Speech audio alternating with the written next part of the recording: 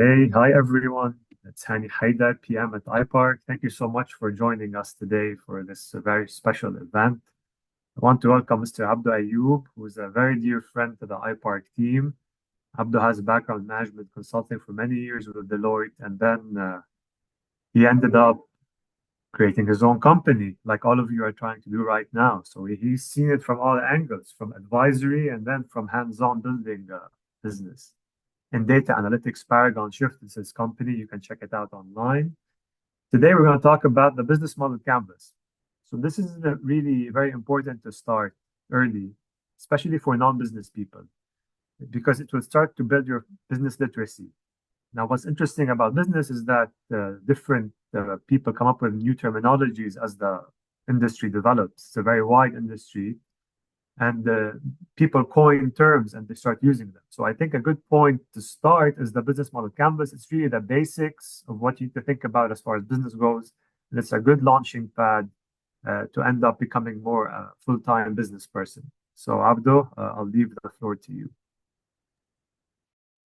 Thanks, Sandy, for the intro. Um, I'm looking forward to the conversation today. I think we've got about an hour together. So let's do some rules of engagement.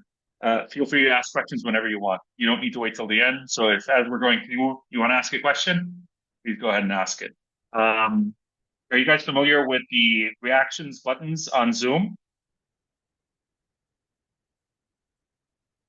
That was a test. There we go. We've got a couple. So Yeah. in the middle of your menu at the bottom, there's a react. And usually I like to do that just to check in with everybody and see where we're at. If there's a question, if there's a concept that we need to stop at, there we go. Perfect. This gives me a quick summary just to make sure you guys are following along.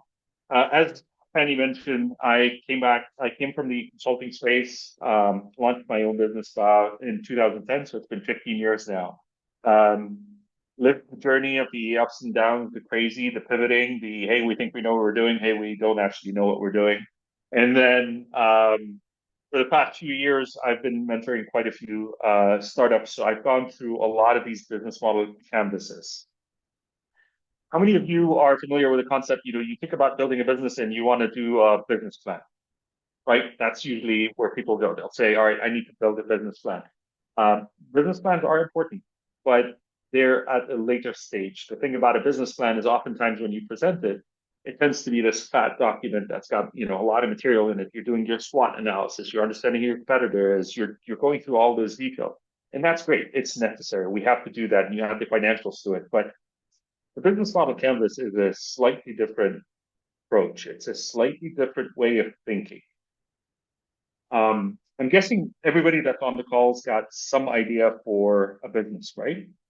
So, what would happen if I were to ask this question? So let's try this out. I'm gonna share my screen and then see what happens here. Who can, let's do second screen. Who can explain their business in one sentence?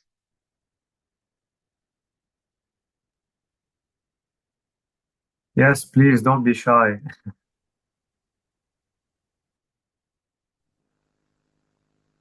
May I? I can try. Can I? No? We'll try a few of them. Yeah. Shall I start? Yeah, Jana or whoever. Yes, please go ahead. Okay, All right, hello everyone. hi. Okay, Jana, go ahead. All right, thank you. Beaver Ed is a construction educational kit designed for students to help, designed for schools to help students explore classroom concepts hands-on through a multidisciplinary approach. All right. Thank you. Good. Good. Nice and brief. I like it. Who else? Amin, you have something? Hello, can I say something? Yes, in a short sentence, we are Legal tech from any part of the world. Legal services from any part of the world. All right. Thanks. Sorry, Amin. Yeah. we have a one-stop shop for design-driven real estate development. Okay. One-stop shop for design-driven. Wow, that's a lot. and I'll tell you what I mean by a lot when we open the canvas. So we're going to go over that. All right, Reem? So I will use the sentence to pit stop for transformation. Okay. All right. A pit stop for transformations. Interesting. So again, it's one of those statements. It's a very broad statement. So what we're going to go through today is a tool called the Business Model Canvas. And I'm going to show you a couple different iterations of it. Well, it's actually one iteration, but it's filled in through different ones. So the Business Model Canvas is intended to be a one-page. It's one sheet where you should be able to tell the story of your startup, to be able to pitch, to be able to pivot through that one canvas. And essentially, it is made of 9 blocks. If my PowerPoint presentation was both. There we go. All right. So this is what the Business Model Canvas looks like. I have 9 blocks that live in this. And the way we usually run this is we would print this out and we start putting sticky notes all over the place as it goes. And then we would go through the journey. Now, there are some schools of thought out there that say you're supposed to start in a specific box. There are others that start, they say you should be able to do whatever you want. I'll share with you my approach to it, and then we'll hop around. I usually, when I look at it, I like to split this into a few different regions or zones. We start with the value proposition. The value proposition is essentially, what is it that you're fixing? What's the problem that you are addressing? So the pit stop, so we're a single point of contact, or the design for the real estate. We are that, but there must be something specific that we are fixing. So the value proposition is where we answer some of the questions about what is it that we're doing, what is it that we're fixing. We have a box around customer segments, and I have a few slides, we'll talk about why are they segments, because it's often not a single customer, it's multiple customers. We've got customer relationships. We have a box for the channels of how do we interact with the customers. And then we'll talk about the activities that we're going to do. What resources do we need? Who do we need to partner with to get those activities done? And then at the bottom, we've got the cost structure and the revenue streams. So essentially, if you really take a look at this and you split this down, what you're going to find out is if I do this line over here, down here is my money, and I've got 2 boxes, right? How much are we spending on the left versus how much are we going to make, or how, not rather how much, but rather how. What are we going to spend money on the left, and how are we going to make money on the right? My customers are on this side, and then my partners and what I need to make this happen is on the left side, and this is the core of what we're doing. So when I put this and I start populating my business model canvas with different post-it notes, what we would usually say is the reason I like putting this on a single place is because oftentimes you may pick a specific segment here of customers, and then you pick another one. And then you start thinking, all right, for this segment, what kind of relationship would I have with these customers? Through which channels am I going to talk to them? Am I really fixing their problem? And to fix their problem, do I have the activities here that are fixing their problems? And for me to do this, how much money is it going to cost me to do this? And how much money and how will I be making money from this customer? So you'll notice that on a single landscape, you could look at the whole thing. You could look at who do you need to work with? Who are you working for? What are you trying to fix? Is it going to make you money? Is it not going to make you money? So this is a very high-level perspective of the business model canvas with the 9 boxes. We're going to go through the 9 boxes together. I'm also going to show you a sample from the Airbnb business model to show you how they translated their business model on Airbnb over to the business model canvas. Before we move on, any questions on what we've seen so far? We're good? All right. Let me clear this out. Usually, I said, there isn't a methodology specifically on where to start, but I can share with you some data and some statistics. the most common boxes are this one and this one. Those tend to be the most common boxes that people will start with because they usually have a specific problem that they want to fix. So they'll say, here's my value proposition, or they have clarity on a certain market segment or a customer base that they want to help out. So they'll usually start here. Those are the two most common starting points on the business model canvas. So there are others that come over and say, well, we're really good at this aspect and I'd like to start from here, but common denominator, this one and this one. So let's talk a little bit about some of these boxes. So what is it? It's a visual framework to describe, design, and for me, most importantly, pivot a business model. And the reason I'm going to stop at the pivoting the business model is another statistic I'd like to share with you, again, based on experience. On average, a startup will have to go through their business model canvas 3 to 5 times before it becomes reasonable or realistic. So don't feel bad if you start that business model canvas and then you get a little bit frustrated and then you scrap it and then you pivot and you change. The whole point of this is for it to be a collaborative framework. It's a tool that you get to sit and talk to your co-founders, potentially run this by a few customers. One of the things that I usually talk to the startups about, I say, if you've built a business model canvas and you take that canvas and you met with 10 different potential customers, if you haven't changed anything, you're probably not listening to your customers. Think about that.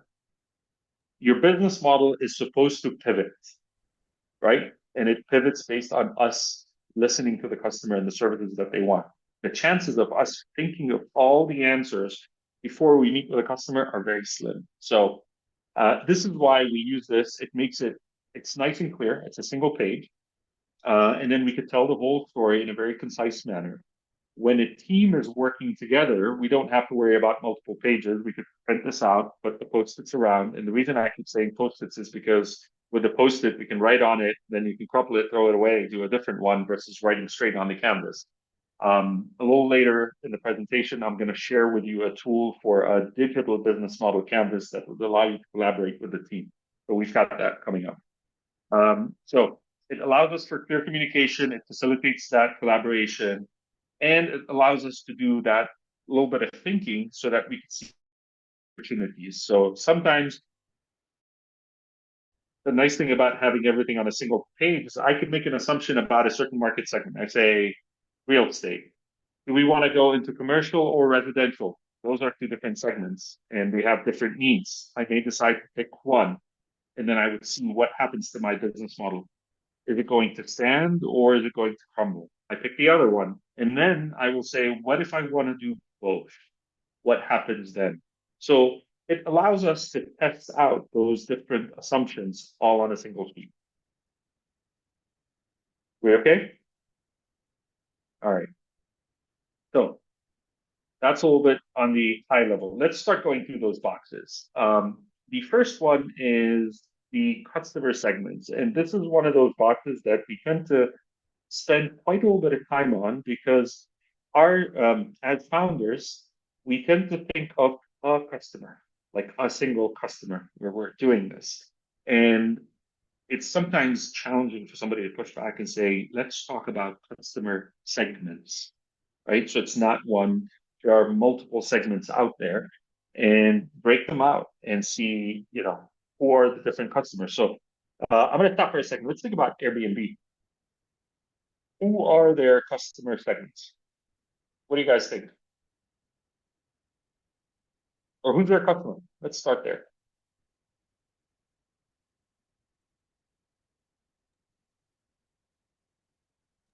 People who travel. Right? All right. Tourists. Correct. And the owners as well. And the owners. So there's the other side of the equation as well. Two type of customers. Right? So you've got both. You've got those that are consuming the service. We have the travelers, but we also have the hosts. We also have the hotels, because now we've got hotels that are on the platform, right? And then they introduce the aspect of experiences. So you've got people who do experiences that are also on the platform. So now we went from a single customer being the tourist or the person that stays at these events to we've got 4 different segments in there. You can imagine that the 4 different segments have different needs. They have different things that drive them. They have different things that interest them. And they want different types of services from you. So that's why it's very critical that you split out the segments that you have. And this is, like I said, this is one of those boxes that you will usually iterate through a few different times to say, here are the different segments that we have. As you figure out the segments, you will start fine-tuning your service offering based on the different customer segments that you have and what specific services they need. So this is with regards to the customer segment box. Value proposition, the one that's sort of dead center in the middle of the box. What is the problem that you are fixing? So we talk about market gap, and we're trying to fill a market gap here. What is the gap that we're filling? So we have to be able to identify these customer needs, and we have to identify our differentiators. There's a ton of car brands out there. So if we say the need is, I need a vehicle to transport me from point A to point B, I could just have one car, right? But we've got a bunch of them out there because they have differentiators. It could be quality, it could be speed, it could be performance, it could be price. So part of what you have to think about when you're thinking about your value proposition is, what is it that you're fixing? And what makes you different? What makes you unique? You could essentially copy a business model today. There's nothing. So you guys have heard of Airbnb. Let's stick with the same industry. Have you guys heard of a different brand called Vrbo? VRBO. Has anybody heard of that? See? Very interesting. Vrbo is the exact same copy of the Airbnb brand. They do the same thing. They're very much focused, their marketing is in the North American market. So when we start talking about channels now and segments, the Middle East market is not something that the Vrbo market is attracted or interested in, but whereas Airbnb is. You see marketing for Airbnb on this side of the world, but you don't see marketing for Vrbo on this side of the world. From a business model point of view, their models are essentially exactly the same. Okay? So, but you have to think about what the differentiating element is. When we talk about that value proposition, we borrow an idea from the world of marketing, and the idea is called your unique selling proposition. What makes this unique for you? We're copying somebody, fine. Or you're coming up with something new, that's also fine. But what makes it unique? Why would I want to use your service versus somebody else? This has to live in your value proposition box. Okay? You have to take a little bit of time to say, this is the problem I'm fixing, and this is how my fix is so unique that you want to work with me and not somebody else. So we've covered the 2 biggest boxes that we've got on here. We've talked about the customers, their segments. We've talked about the value proposition. Let's talk about the channels. So the channels are, how are we going to interact with the customer? So we could have direct channels. Direct channels is when we are selling directly to the customer, or we could have indirect channels where we're selling through somebody. So let's take an example. We decide to develop a brand new coffee roast, right? And we make a decision. We are going to do customized coffees. The question is, do you want to put that on your website and have your customer come and buy it directly from you, or are you going to be selling that through the supermarket? And that's an indirect channel. So if you think about it in the context of the business model canvas, if you're doing direct to the customer, you're fine. What's important from a resources point of view is you need to have a good website, and you need to be able to create traffic to your website. But if you're doing this as indirect, then you need to start talking to some of the supermarkets and the retailers to get you out there. So my value proposition is the same. I'm building a specialty coffee, but how I want to get to my customer changes. And this is how I start thinking about my channels. A lot of the online platforms give you access. So think of Amazon.com, right? Today you could build a product and you could sell it on Amazon.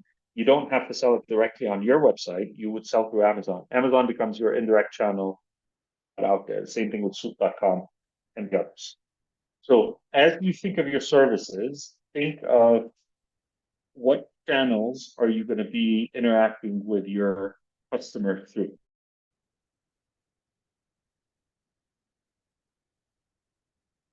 Now, I'm going to take this a step further. We're going to talk about channel strategies because oftentimes when we talk about channels, we're focused on the transaction itself.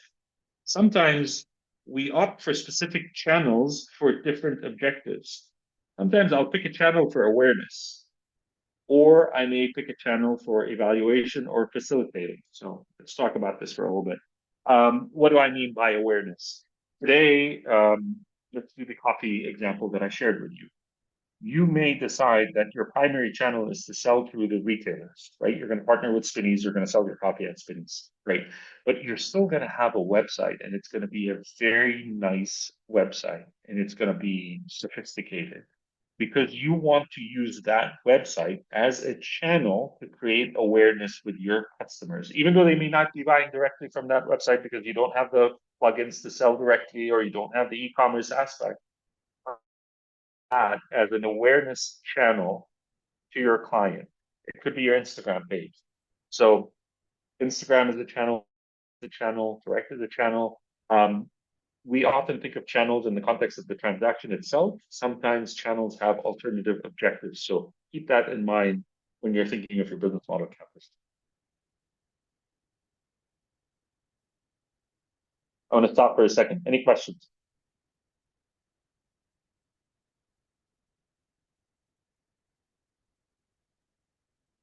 All right. So we've talked a little bit about this. There are different types of effective channels, direct to consumer. So you do the website, somebody gets used to interacting with you, it establishes loyalty with your brand.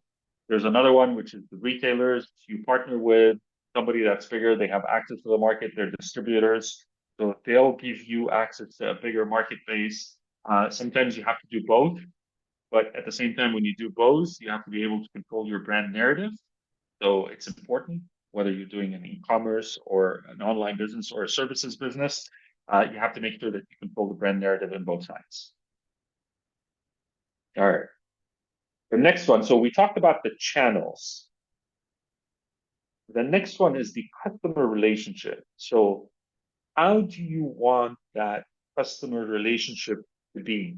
Is the customer going to interact with you on a personal basis? So is this type of business where you're there, they walk in, you get to talk to them?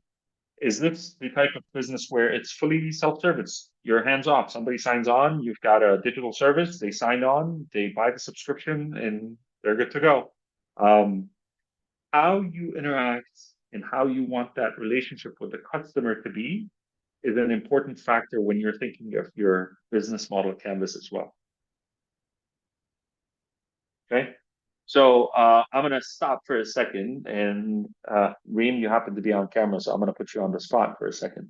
With your business, what type of relationship would you want to have with the customer?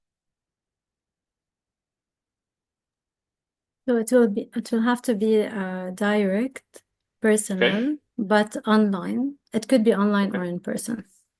So it's more of a coaching app, holistic coaching. Coaching apps. So it has to have that personal, it has to have the personal aspect to it. 100%. Right. But from a channel point of view, would it have to be an in-person thing, or could we do it like we're doing right now through the Zoom call? 100%. It can be done both ways.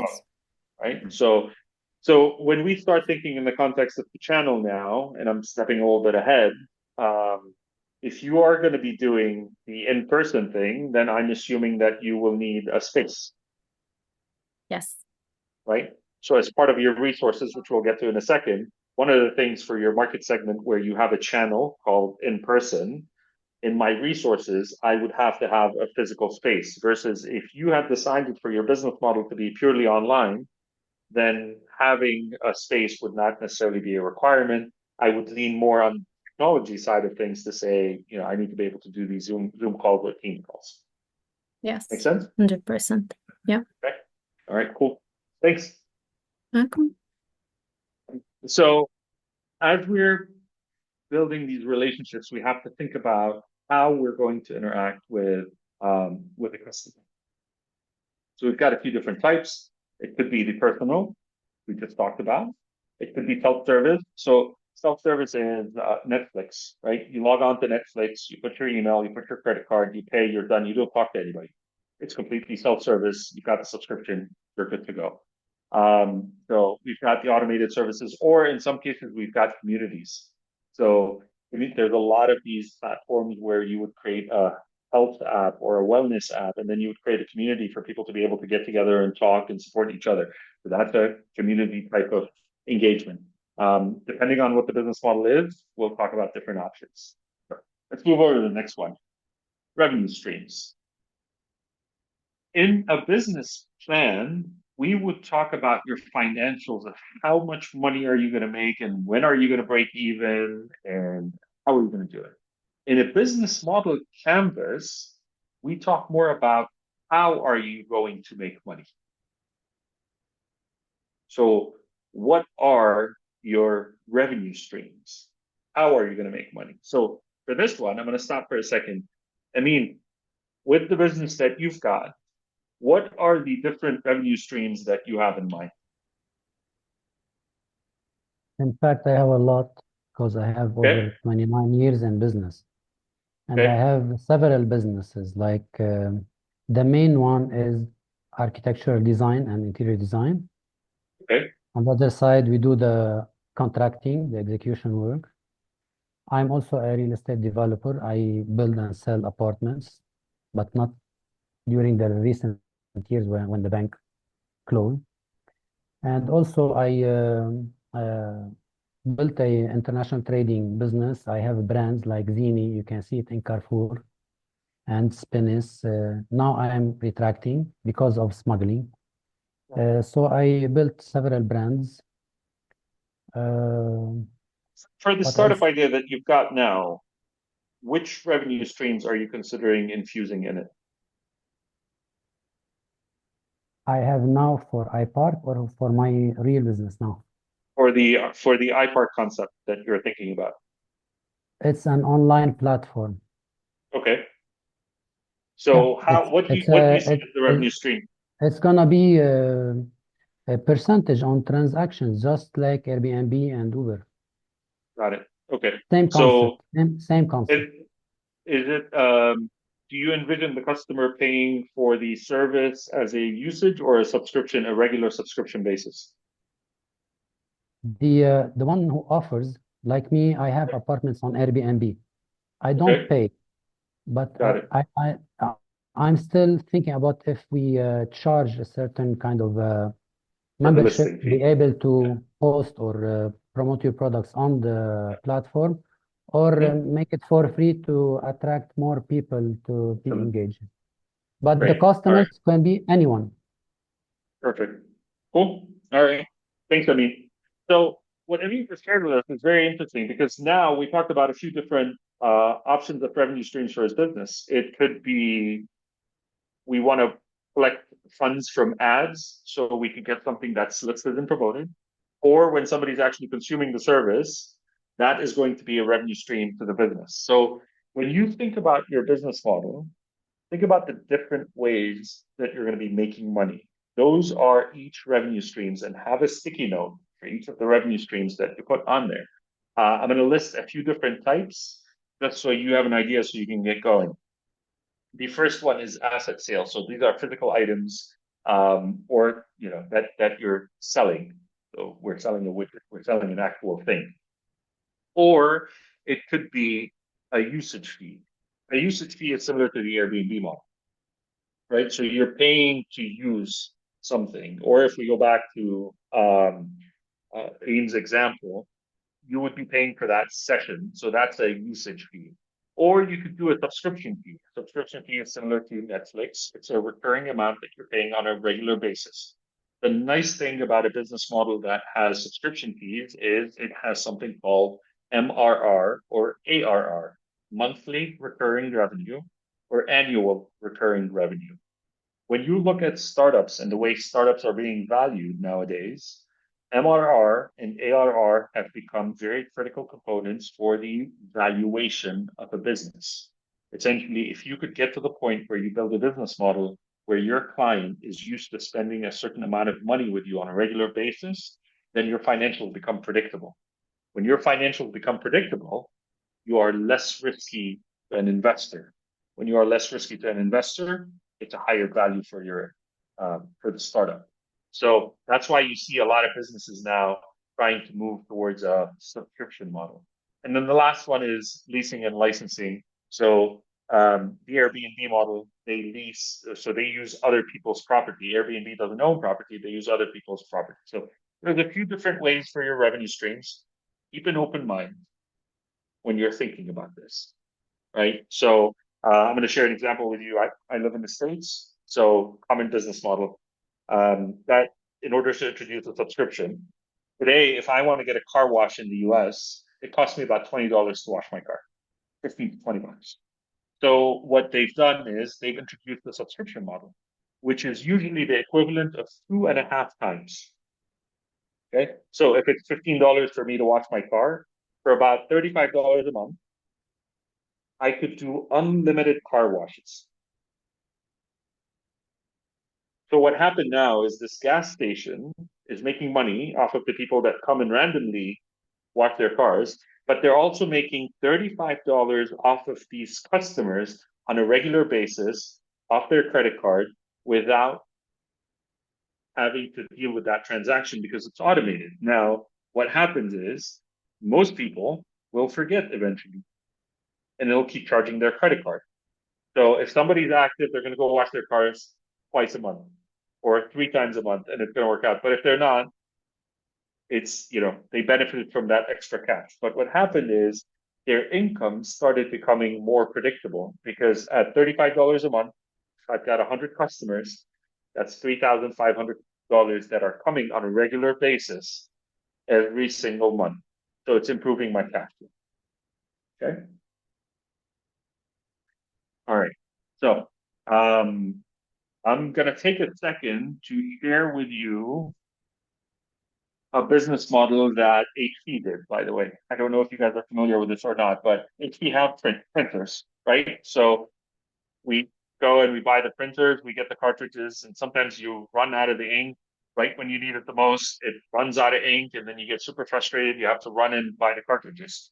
So what HP did a few years back is they introduced a subscription model. They charge you about $8 to $9 a month on your credit card every month. And because your printer is connected to the Wi-Fi, they know exactly how many papers you're consuming. They know where the ink level is.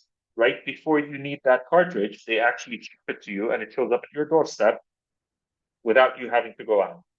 So what they did is they played on the aspect of convenience, but they also played on the aspect of this regular monthly recurring revenue, right? So if you think about it, that's 8 to 10, let's call it $10 a month, 100,000 customers. That's a lot of money that's coming in on a regular basis. That's from a subscription model. So when you're thinking of your business model, try to think if there's a way for you to do that subscription aspect. It's pretty interesting from a valuation point of view. All right, let's jump back into this. We've got a couple more boxes to go through. So the key resources. We've talked about the customer. We've talked about the channels on how we're going to talk to that customer. We've talked about the value proposition of what it is that we're going to do for them. But what do you need to get this done? So what are the resources that are necessary? Do I need a physical space? Or is this something that I'm going to do online? Do I need to build intellectual resources for this? Is this a business that's very manpower enabled and I need a lot of human resources to get this? Am I in the financial services and I need to get some funding and have a lot of cash because of the nature of the business that I'm working in? So you have to think about what are the different resources that you need for the service that we are looking to offer. What kind of resources are out there? Well, we have some proprietary technology. Sometimes we're doing some very, very unique technology that's out there. Sometimes it's skilled personnel. Sometimes it's the location that we're in. Sometimes it's a strong identity. So when you're thinking about the different types of resources, keep those in mind. All right. So we talked about the resources, but what are we doing? What is the actual activity that we are engaging in? Are we producing something? So are we manufacturing something? Are we making something? Are we solving a problem? Or are we creating a platform and a network or a marketplace? So we might be matching therapists with patients. We're creating a network. We're creating a marketplace, right? Or are we simply aggregating information and then we're just creating this amazing marketing strategy? So we create traffic to our website and then we connect to other people. Think there's a few companies in the US that they look like they are financial services, but the fact of the matter is they're not. So LendingTree.com. LendingTree is not financial services. What LendingTree does is they spend a lot of money on marketing. When you want to get a loan, you go to LendingTree.com. But then the loan is actually serviced by an actual bank. So they are a marketing service that creates traffic to their website, and then they send these leads to the different businesses. They do great at marketing, and then they make money off of every referral that they send through. So that is a completely different model than somebody who's doing production. All right. And then the key partnerships. So focus on the things that are your core competency. And then for the things that are not, let's think of partnerships. Who can we work with to help us get there? So we talked in the coffee example, the partnership would be retailers. In the Airbnb example, the partnership was a partnership between Airbnb and the hosts, the actual, the owners of the pages. So focus on your core strengths and then form partnerships for the other aspects that strengthen your brand. So I think this is the last box we're going to look at, is the cost structure. When you've looked at what it is that you're offering, you've thought about the different resources that you need, you've thought about the partnerships that you have, now you understand what the cost looks like. It's not about the how much, but the what. What type of costs will you have? So if you're going to be an online platform, you're going to have some hosting costs online. You're going to have some technology costs. Person facility, well, I have my rent and I have, everything associated with a physical facility. So think about what your cost structures are going to look like and understand those. And let's figure out, is there anything we could do from the partnerships point of view to keep those low, at least early on, to get us into the market? Some examples of costs. We have the fixed costs. So those are costs that you're going to have regardless of if you're going to be making one item or 100. So we'll go back to the example we talked about with the coaching or the wellness. If you're going to set up that center for wellness, guess what? That fixed cost is going to happen whether you have one patient that's coming in or you've got 20 patients coming in. So that's a fixed cost. The variable cost is going to change. So those are things that change over time. We talk about economies of scale. So when we start out and we're only dealing with 1 to 10 customers, something's going to cost us X. But if I'm dealing with 100 customers, that cost is supposed to go down. If it's 1,000 or 100,000, those costs are supposed to go down. So think about your economies of scale. All right. So some examples of cost structures. For those of you that are thinking of startups that have to do with manufacturing, odds are you're probably going to have some high fixed costs that's going to come up front. In the services world, we've got variable costs. So those tend to be changing. They scale with the business up and down. That's why we call them variable costs. So think about those two different cost types that you have and see if you could shift one way or the other to your advantage, depending on what stage you are in your business, in your startup. So I'm going to put this up for a second, and I'm going to ask you guys to just take a screenshot of it. Just grab a quick screenshot. And once you're done with the screenshot, if you could, the exercise we did with the reactions button, just give me a thumbs up so I know you're done, and we'll move on to the next slide.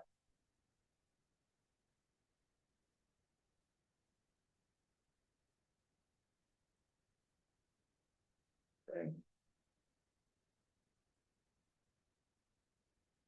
All right. So this is the overall aspect. You'll see you've got this, the notes are here, so they're recorded. We've got some of the questions that are here.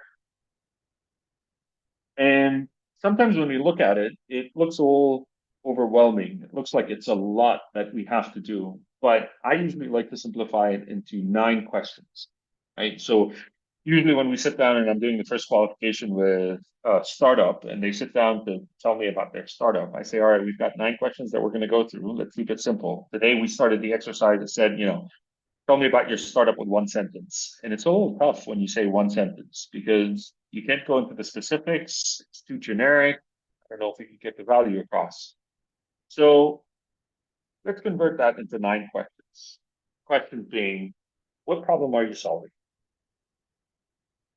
Whose problem are you solving?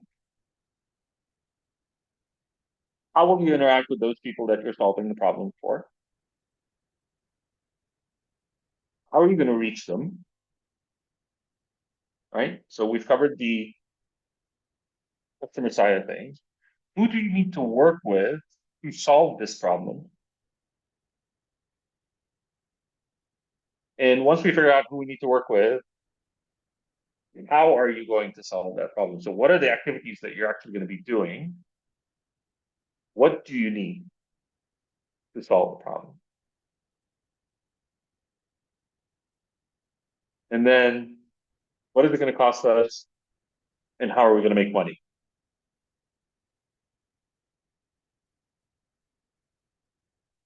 If you take a second and you step back and you look at it, you think about it, really, you could talk to anybody about any business out there, ask those 9 questions, and they should be able to articulate to you how the business is flowing, right? Regardless of what that business is.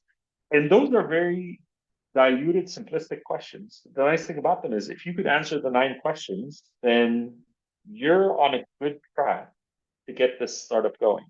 If it's still fuzzy in one of those boxes, that's totally fine. What do? We pivot.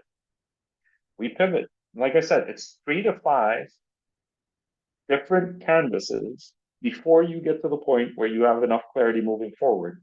Don't feel bad if you feel like you started and stopped and started and stopped. As long as you keep on pivoting, that's the key thing. Okay? So when you look at it, you look at it from the perspective of these simple questions, this should help you take a step back and say, all right, who are the customers? Let's break them down. What are we doing for them? Who do I need to work with to get this done? What are the costs that are going to go there? And then how are we going to make money? Okay. So this is, this is sort of that. Obviously, we're going to take a look at this through multiple lenses. We went with a blank canvas. We talked initially, we split it into the center box. Far right's the customer, far left. So this is the people that we are helping out on the right, people that we need to work with on the left. The bottom's always the financial structure to say, these are the costs that are going to be coming into play. This is how we're going to be making money. So let's see if we've got a sample model out here. We cheated. We're going to cheat. We talked a little bit about Airbnb. Notice what the Airbnb model looks like. So most of the time, people will focus on the guests as being the customer segment, where in fact it's the guest, it's the host, it's the experience providers, it's the hotels, and there's one segment we didn't talk about, which is the freelance photographers. Those are the people that get to sign up on the platform, and then when you've got a house, you need somebody to take pictures, you can find those there. How are they reaching their customers? Well, digital ads, social media, right? Through the App Store, because they need to have the app. It's here. What kind of relationship? It's primarily self-service. When you do this, you usually don't talk to anybody. You do the booking on your own, right? You rarely will pick up the phone. The only time that you're going to pick up the phone is here, where you have to manage the behavior. So let's take this example and let's push this through a little bit. And I want to show you how a business model canvas works, because this is pretty cool. So I have a guest, and my guest has an issue. If my guest has an issue, then I need to be able to manage that issue. In order for me to manage this issue, one of the things I have to do is customer service. Would you agree? But for me to do customer service, that means that I have to take into account in my cost structure that I have customer support. Okay? This is how we would usually map this to make sure that we haven't missed anything in our business model. So when we put those elements on here, I can actually trace them around and say, does this make sense? Have I taken things into consideration? And if I haven't, so had we done this loop and then came down here to cost structure, and if I didn't have customer support, then I would have said, well, this is something we need to figure out. Right? Now, there's another aspect here which they did a really good job in. They added cost for lobbying and PR because they knew that they were going to be challenged by the hotel industry. They knew they were going to be challenged by a lot of the cities. When they come in, they say, "Oh, you can't put your apartment up for rent." So they lobbied for this. So they took that into account as part of their cost structure. Okay, so on the right side from the revenue stream, we're going to be making money from the service fee.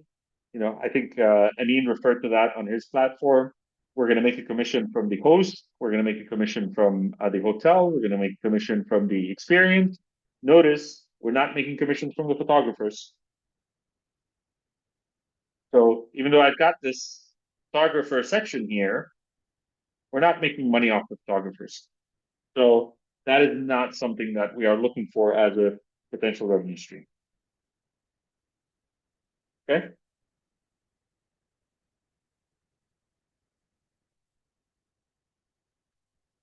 I did want to share a tool with you that I've used a lot when I've collaborated with startups on this. There's a website, it's called mural.co, and you can sign up on it. They have a template for the business model canvas, and it's a digitized business model canvas. So essentially, you can copy those post-its, put as many as you want on here.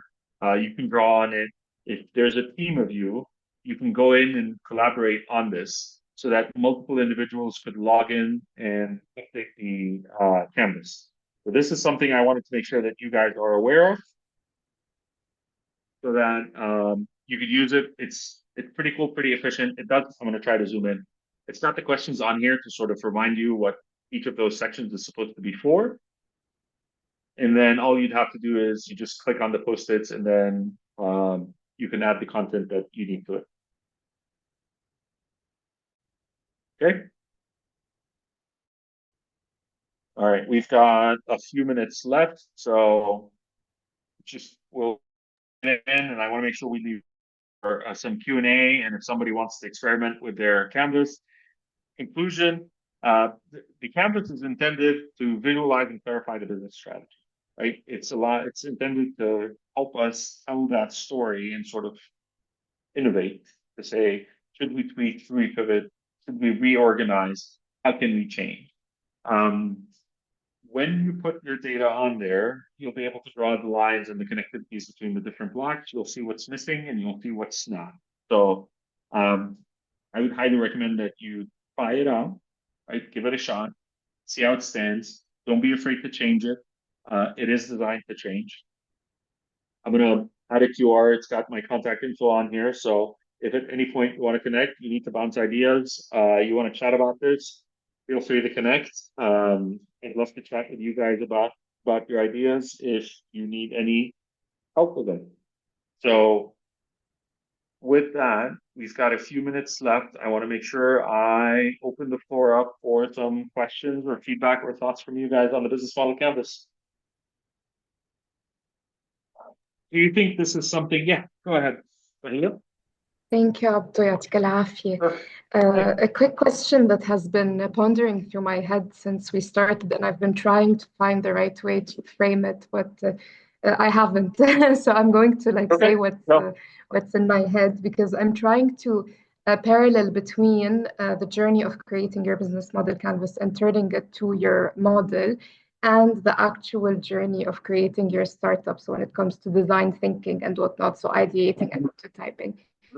I first answered myself by saying, okay, you start, as you said, with the value proposition, and then you look at your key customer segments.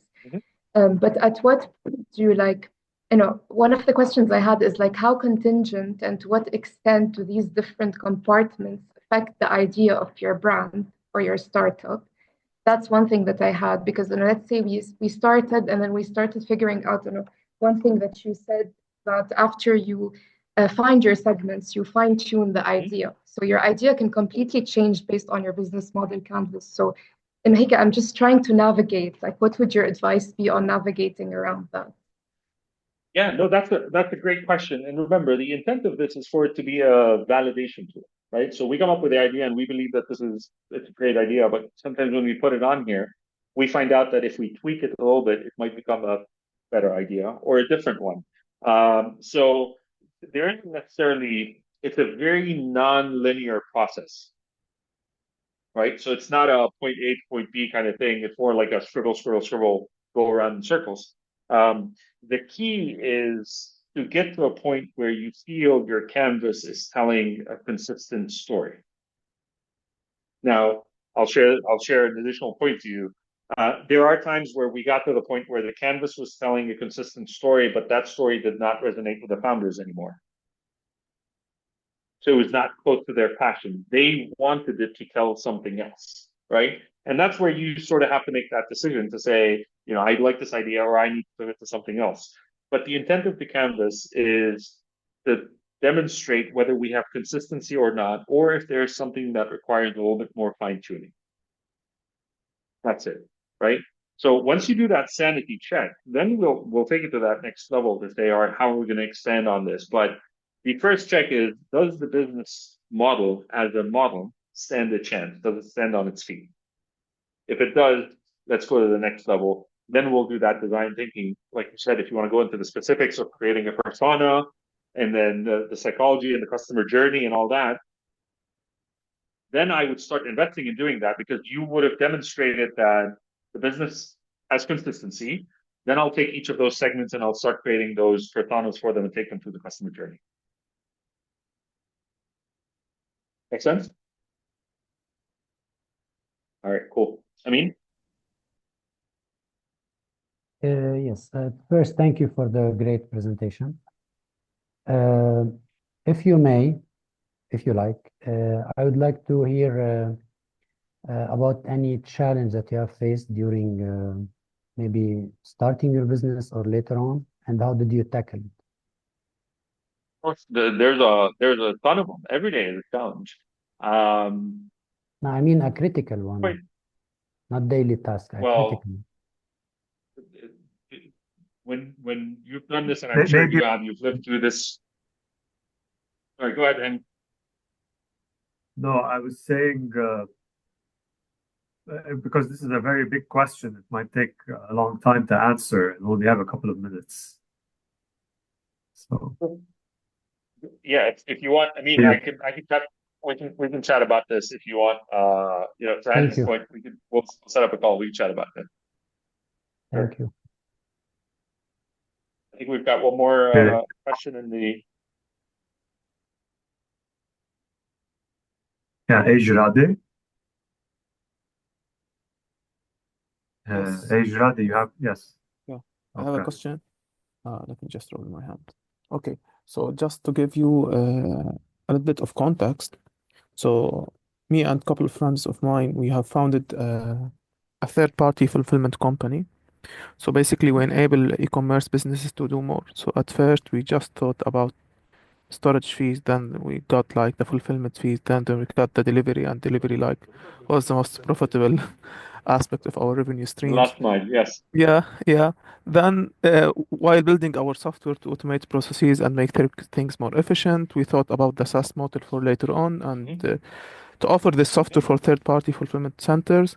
Since we did not find any software that actually tackled the exact needs and to do so, for me, it was like getting to know the exact revenue stream as time passes. Okay. But my question here, will this create a conflict for investors, especially when we are pitching for funds, etc.? Especially when putting all of this in one single slide. I think if I got the idea correctly, it will have a lot of details in the slide. Yeah, so I'll tell you what the conflict is, and because I actually have one of my clients is in a similar space, and they've gone through the same journey that you're talking about over a 10-year period.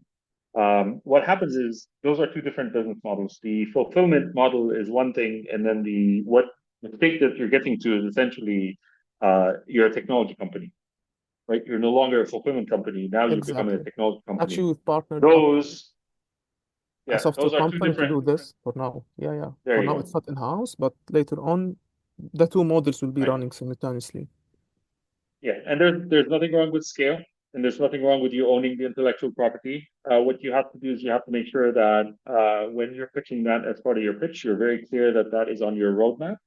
And then you have to be very clear if you have different revenue streams that are coming in, that you address them accordingly. Because in one, my of the number of picks and the number of deliveries. In another one, my money is made off of the subscription and the staff side. Those are two very different business models.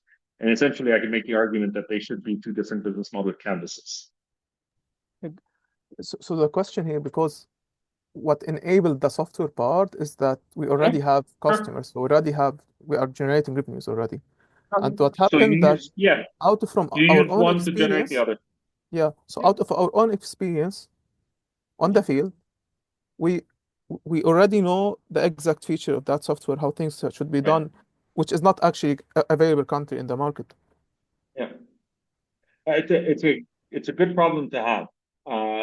Just my recommendation is be intentional about it, right? So, and because they are two different businesses, make sure when you're pitching it, you acknowledge that you are aware that that is the case, and you've got a plan for A and you have a plan for B. Noted. Yeah. Cool. Thank you. Thanks everyone for joining. Thank you, Abdul. Very informative. Thank you so much. All right. Thanks everybody. Bye. Take care, everyone. Bye. Thank you. Bye.